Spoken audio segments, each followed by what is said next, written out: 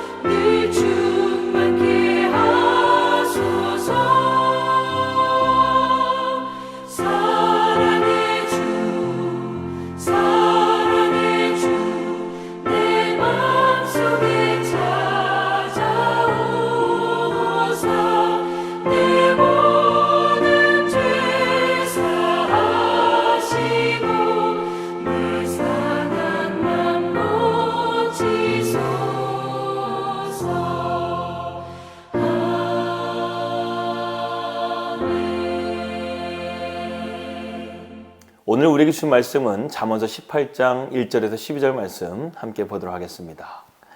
무리에게서 스스로 갈라지는 자가 자기 소욕을 따르는 자라. 온갖 지혜를 배척하느니라. 미련한 자는 명철을 기뻐하지 아니하고 자기의 의사를 드러내기만 기뻐하느니라. 악한 자가 이를 때에는 멸시도 따라오고 부끄러운 것이 이를 때에는 능욕도 함께 오느니라. 명철한 사람의 입의 말은 깊은 물과 같고 지혜의 샘은 솟구쳐 흐르는 내와 같으니라. 악인을 두둔하는 것과 재판할 때에 의인을 억울하게 하는 것이 선하지 아니하니라.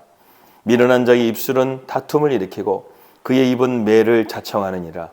미련한 자의 입은 그의 멸망이 되고 그의 입술은 그의 영혼의 그물이 되느니라. 남의 말하기를 좋아하는 자의 말은 별식과 같아서 뱃속 깊은 데로 내려가느니라. 자기의 일을 게을리하는 자는 패가하는 자의 형제니라. 여호와의 이름은 견고한 망대라. 의인은 그리로 달려가서 안전함을 얻느니라. 부자의 재물은 그의 견고한 성이라. 그가 높은 성벽같이 여기느니라.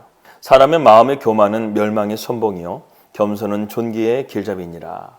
오늘 잠언 18장의 말씀은 공동체에 대한 말씀입니다. 1절에서 2절 말씀 보게 되면 공동체를 갈라지게 하는 원인을 말해주고 있습니다. 1절 말씀 보게 되면 스스로 갈라지는 자가 있고 또 2절 말씀 보게 되면 자기의 의사를 드러내기만 하는 자, 이러한 자를 말하고 있다는 것이죠. 우리가 정치를 보게 되면 그럴 때가 있죠. 말하기를 좋아하는 사람이 있습니다. 자꾸만 반대하고 또 그리고 그 공동체 안에서 섞이지 못하고 개인적인 활동을 하는 사람들이 있다는 것이죠. 그러나 공동체라는 것은요, 서로 양보하고 배려하고 그렇게 함을 통해서 공동체가 세워지는 것입니다. 특별히 여기서 스스로 갈라지는 자나 자기의 주장을 내세우는 자, 대표적인 집단이 있죠. 이단들이 있습니다. 그들은 고집스럽게도 스스로 지혜 있는 척하면서 실상은 미련한 자의 모습을 가진다는 것이죠. 언제나 여러분, 고집이라는 것은 자신과 사회에 좋을 것이 없습니다. 그 성경에 보게 되면 이러한 죄를 금하는 말씀들이 종종 나오게 되는데 디도서 1장 7절 말씀 보게 되면 바울은 디도에게 청지기에 대한 말씀을 해주고 있습니다. 감독은 하나님의 청지기로서 책망할 것이 없고 제 고집대로 하지 않는다, 이렇게 말씀하고 있다는 것이죠.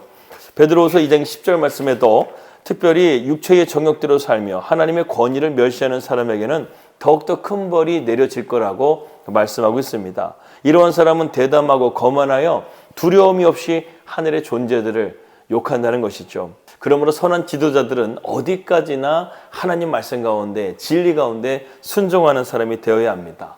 사무엘상 15장 22절 말씀 보게 되면 사무엘은 사울에게 이렇게 말하죠. 하나님은 제사보다 순종을 더 기뻐하신다는 것입니다. 겉으로 보여지는 것이나 화려한 것이 아니라 하나님께서는 하나님 말씀 가운데 오늘도 우리가 순종하는지를 보신다는 것이죠. 공동체는요, 하나님 말씀 안에 하나가 되고 견고하게 세워져야 됩니다. 3절 말씀 보겠습니다. 악한 자가 이럴 때에는 멸시도 따라오게 되고 부끄러운 것이 이럴 때에는 능력도 함께 오느니라. 악인은 멸시와 능력을 받게 된다는 것이죠. 정말 그런 것 같습니다. 악한 자들은 결국에는 능력과 멸시를 받게 되죠. 지금 러시아 우크라이나 전쟁 보게 되면 지금 푸틴과 김정은이가 전 세계에서 아주 욕을 제대로 먹고 있지 않습니까? 결국 독재자들의 말로는요, 능력과 멸시입니다. 그것이 그들만의 문제가 아니라 그의 가족들까지도 멸시받고 능력을 당한다는 것이죠. 참으로 불쌍하고 안타까울 뿐입니다. 여러분, 인간은요, 사람에게 부끄러움을 당하지 않기를 원합니다. 그래서 유교는요, 사람들에게 예의를 가르쳐서 사람 앞에 부끄러움을 당하지 않게 하라, 이렇게 말하고, 또 공자는 예의로서 백성을 제지하게 되면 부끄러움을 당하지 않게 된다, 이러한 말을 했습니다. 그런데 우리 기독교는요, 여기서 한 걸음 더 나아가야 된다는 것이죠. 우리가 사람에게 부끄러움을 당하지 않는 것도 중요하지만 하나님 앞에 부끄러움을 당하지 않는 것이 더 중요하다는 것입니다. 그러므로 우리는 날마다 하나님을 의식하며 말씀 가운데 순종하며 살아가야 된다는 것이죠. 이것이 바로 영생의 길이라는 것입니다. 사실 죄라는 것은 부끄러움이고 수치죠. 그런데 하나님께서는 우리에게 독생자 예수 그리스도를 보내주셔서 하나님의 거룩한 옷을 입혀주셨습니다. 바로 이것이 의의 옷이죠. 로마서 1장 17절 말씀 보게 되면 복음에는 하나님의 의가 나타나서 믿음으로 믿음에 이르게 하나니 기록된 바 오직 의인은 믿음으로 말미암아 살리라고 말씀하셨습니다. 이처럼 우리의 삶은 하나님의 의의 옷을 입은 자로서 하나님을 부끄럽게 하지 아니하고 또한 하나님 앞에 부끄럽지 않는 그런 우리 성도들이 되시기를 주님의 이름으로 축복합니다.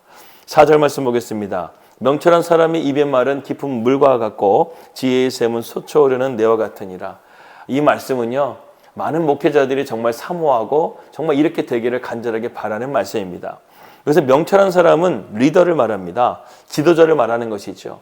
지도자는요, 말을 신중하고 그리고 말을 깊이 있게 해야 된다는 것입니다. 한마디로 말해서 명철한 자의 말은요, 사람을 살리는 생명의 말이 되어야 한다는 것입니다. 오늘 우리의 말 가운데서요, 사람을 해치는 말이 아니라 사람을 살리는 그러한 말을 할 수 있기를 기도합니다. 우리는 하나님의 말씀의 능력을 믿어야 됩니다. 히브리서 4장 12절 말씀 보게 되면 하나님의 말씀은 살아있고 운동력이 있어 자위의 어떤 날성검보다도 예리하여 혼과 영과 관절과 골수를 쪼개기까지 하며 또 하나님께서는 사람의 마음과 그 뜻을 감찰하신다고 말씀하고 있습니다. 이러한 하나님의 말씀을 우리가 믿고 나간다면 오늘도 우리의 삶 가운데 그런 하나님의 생명력을 가지고 세상 가운데 당당하게 살아갈 줄을 믿습니다. 요한복음 7장 38절 말씀에도 예수님께서는 나를 믿는 자는 성경의 이름과 같이 그 배에서 생수의 강이 흘러나오리라, 흘러넘치리라 이렇게 말씀하고 있습니다. 그렇기 때문에 우리가 예수님을 믿는 믿음으로 살아간다고 한다면 주님은 오늘도 우리에게 생수의 강이 흘러넘치는 그런 생명력으로 우리와 함께할 줄 믿습니다. 5절 말씀입니다. 악인을 두어하는 것과 재판할 때에 의인을 억울하게 하는 것이 선하지 아니하니라. 잠언 17장에 나오는 이 불의한 재판과 동일한 내용이죠. 재판관이 공의로 재판하는 것이 아니라 불의하게 재판을 한다는 것입니다. 하나님은 이러한 자를 미워하신다는 것이죠. 6절과 8절 말씀 이어서 보겠습니다. 미련한 자의 입술은 다툼을 일으키고 그 입은 매를 자청하느니라. 미련한 자의 입은 그의 멸망이 되고 그 입술은 그의 영혼의 그물이 되느니라. 남의 말하기를 좋아하는 자의 말은 별식과 같아서 배속 깊은 데로 내려가느니라. 그래서 잘못된 언사의 위험성에 대하여 여러 가지를 말하고 있습니다. 첫 번째는 미련한 자의 입술은 다툼을 일으키게 되고 미련한 자의 입은 자신을 망하게 하고 남을 비판하게 되면 예수님은 뭐라고 말씀하셨죠? 똑같이 비판을 당할 것이라고 말하고 있습니다. 다툼을 일으키는 자는 많은 손해를 보게 된다고 성경은 말하고 미련한 자의 입은 결국 자기 스스로 망하게 된다고 말하고 또 남을 헐뜯는 말을 하게 되면 똑같이 자신도 그렇게 당하게 된다고 말을 하고 있습니다. 잠언 18장 9절 말씀 보게 되면 자기의 일을 게을리하는 자는 패가하는 형제니라.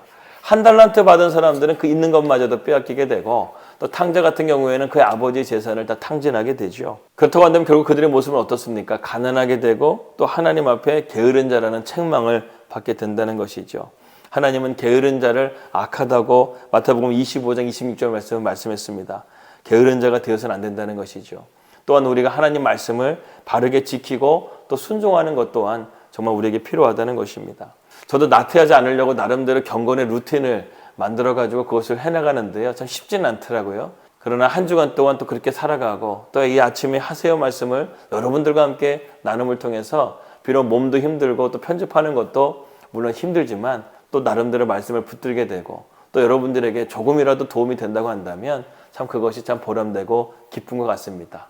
저는요, 사람에게 보이려고 이거 하는 거 아니에요. 하나님 앞에 칭찬받으려고 이렇게 합니다. 여러분들도 오늘 하루 성실하게 살아가심을 통해서 하나님 앞에 칭찬받는 저와 여러분들이 되시기를 축복합니다. 10절에서 11절 말씀입니다. 여호와의 이름은 견고한 망대라. 의인은 그리로 달려가서 안전함을 얻느니라. 부자의 재물은 그의 견고한 성이라. 그가 높은 성벽같이 여기느니라. 여호와의 이름이라는 말은 하나님의 성품과 하나님의 권위를 상징한다는 것이죠. 예전에 춘향전 보게 되면은 이도령이 이 암행어사 패를 가지고 딱 하게 되니까 이 사또가 바로 그 앞에 무릎 꿇지 않습니까? 이 암행어사 이 마패가요, 왕의 권위를 상징한다는 것이죠. 마찬가지로 여호와의 이름이라는 것 자체가 하나님의 성품을 상징하고 하나님의 권위를 상징한다는 것입니다. 그것이 바로 의인의 안전한 성이 된다는 것입니다. 그러나 부자들은요, 자기의 재물을 견고한 성이라고 생각한다는 것입니다. 그것이 어리석다라는 것이죠. 우리는 하나님의 이름이, 여호와의 이름이 우리의 진정한 안전한 성이 되는 줄 믿습니다. 그렇게 될 때 하나님께서는 우리의 모든 것들을 지켜주시고 보호해 주시고 어떠한 동력도 해하지 않고 사탄마귀의 권세도 해하지 못하는 견고한 성 가운데서 우리를 인도해 주실 것입니다. 잠언 18장 12절 말씀입니다. 사람의 마음의 교만은 멸망의 선봉이요 겸손은 존귀의 앞잡이니라. 신자들은요, 항상 겸손해야 됩니다. 겸손이라는 것은 자기의 위치를 바로 아는 것입니다. 하나님은 창조주시고 인간은 피조물이라는 것이죠. 그것을 깨닫고 우리가 겸손하게 나가야 되고, 우리는 우리의 죄를 구원할 수 없지만 주님께서 우리의 죄를 위해서 구원해 주신 그 구원의 은혜를 늘 깨닫고 하나님 앞에 겸손하게 나가야 된다는 것이죠. 겸손이라는 것은 남을 나보다 낮게 여기는 것입니다. 미국의 초대 대통령이었던 조지 워싱턴은 이 모자를 벗으면서 상대방에게 인사하는 것으로 유명했다고 합니다. 그가 왜 그렇게 인사를 하느냐고 많은 사람들이 물어보자 그는 이렇게 대답을 했다고 합니다. 나는 그 사람이 나보다 더 훌륭한 사람이 될까 봐 두렵기 때문에 그렇습니다. 이 조지 워싱턴의 마음에는 그것이 있는 것이죠. 이 잠언의 말씀과 같이 겸손한 자는 하나님께서 높여주시겠다는 그 말씀과 같이 상대방보다 자기를 낮춤을 통해서 하나님께서 자기를 높여주시기를 원하는 그러한 지혜를 가졌다는 것이죠. 존 번연은 겸손의 덕을 골짜기라고 말합니다. 골짜기는 잘 드러나지 않는다는 것이죠. 사람들은 세상 가운데서 자꾸만 자기의 공로를 드러내고 자기를 자랑하려고 합니다. 그러나 그것은 하나님께서 기뻐하시는 삶이 아닙니다. 하나님은 겸손한 자를 기뻐하시고 겸손한 자를 높여주십니다. 그래서 야고보서 4장 6절 말씀 보게 되면 그러나 더욱 큰 은혜를 주시나니 그러므로 일렀을 때 하나님은 교만한 자를 물리치시고 겸손한 자에게 은혜를 주신다고 했습니다. 여러분 어떻게 보게 되면 잠언의 말씀은 상식적인 내용이라고 볼 수 있습니다. 그래서 우리가 참 너무 흔한 내용 아니야? 이렇게 생각할 수도 있는데요. 그렇다고 해서 우리가 이 말씀을 잘 지킬 수 있는가? 또 그것도 아니라는 것이죠. 하나님의 말씀을 우리가 잘 지키기 위해서는 성령님의 지혜가 필요합니다. 성령님의 능력이 필요합니다. 주님과 동행하는 삶을 살아야 됩니다. 그렇게 될 때 우리는 하나님의 말씀을 실천하면서 살 수가 있게 된다는 것이죠. 나폴레옹은 내 사전에 불가능은 없다라는 유명한 말을 남겼지만 결국 그는 불가능 앞에서 무너지고 비참한 최후를 맞이하게 됐습니다. 이처럼 하나님은 교만한 자를 멸하시고 겸손한 자를 높여주십니다. 오늘도 우리의 삶이 하나님 앞에 겸손함을 통해서 하나님이 높여주시는 복된 삶이 되길 원하고 또한 우리의 삶이 지혜로운 자가 되어져서 공동체를 와해시키는 자가 아니라 공동체를 더욱더 견고하게 세워갈 수 있는 우리 성도들이 되시기를 주님의 이름으로 기도합니다. 기도하겠습니다. 하나님 아버지, 우리에게 잠언의 말씀을 통해서 하나님의 지혜를 깨닫게 해주신 것을 감사합니다. 이 말씀을 한 주간 동안 우리에게 주신 이 잠언의 말씀을 잘 깨닫고 우리가 하나님 은혜 가운데서 지혜가 자라고 믿음이 자라고 하나님 은혜 가운데 풍성한 삶을 살 수 있도록 인도하여 주시옵소서. 예수님의 이름으로 기도하였습니다. 아멘. 오늘도 하나님 은혜 가운데 여러분들의 지혜가 자라고 믿음이 자라기를 축복합니다. 평안하십시오. 하나님은 언제나 여러분과 함께 하십니다. 할렐루야.